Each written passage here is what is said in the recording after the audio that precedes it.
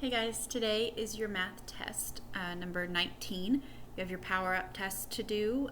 You can do 2 minutes. If you've been doing 2 minutes on those and you're not having enough time, you can bump it up to 3 minutes because I would prefer you have the practice over doing it in a certain amount of time. I'm going to go through some of the questions with you guys because I haven't been able to give you feedback. And there have been some problems on certain questions and types of questions. So I'm going to go ahead and go through some of the problems with you and remind you about how to work through them a little bit. So I'm not going to go through every single one because you should know how to do most of them. But some of them, maybe a lot of you struggled with on a previous test or something. And I just want to kind of refresh your memory on that. First of all, I'll remind you to read through the whole problem.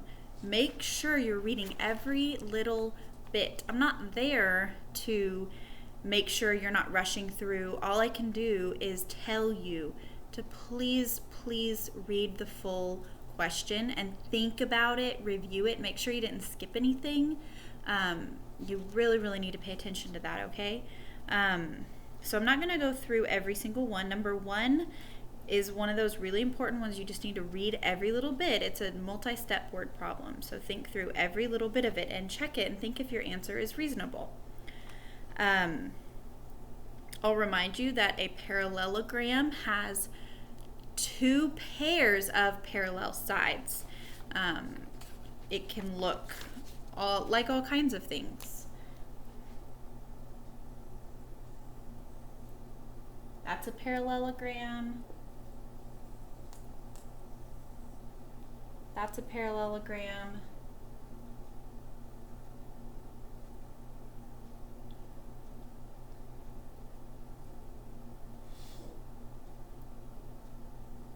And that should be a parallelogram, but I'm not much of an artist.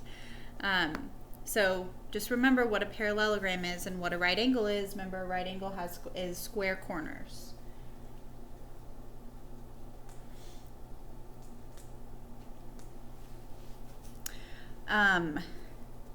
Number 3 is another multi-step problem, so read through it very carefully. Number 4, you had a similar problem on your previous test, and a lot of you had trouble with it. And I understood why you had trouble with it, but I think if you had gone back and really thought about it and just took a second to think if your answer made sense, you would have recognized that it didn't make sense.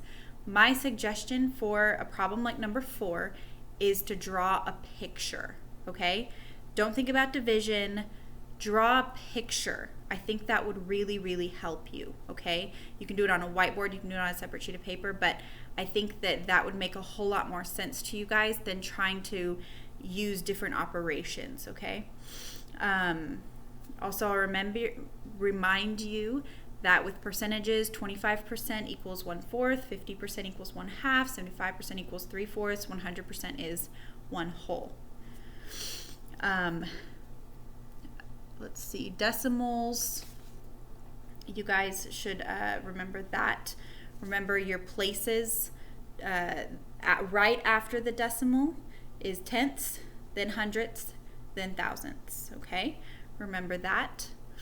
And then on a square like this, I'll just tell you, you don't have to count the squares. There are 100 in there. When you see squares like that, there's 100 in there. You can do number 8, number 9. Remember, there are 1,000 millimeters in a meter. There's 10 millimeters in a centimeter, and 100 centimeters in a meter, and 1,000 millimeters in 1 meter. Just a reminder. Don't forget to say square feet, square yards, square units, whatever it is when you're finding area. And the rest you should be able to do on your own. So just remember those things. I hope that's helpful and kind of refreshes your memory a little bit. And do well. Take your time. Check your work. Make sure it's neat. Double check when you're doing the back, when you have just simple math problems, like these. sorry, I don't know if you could see that very well.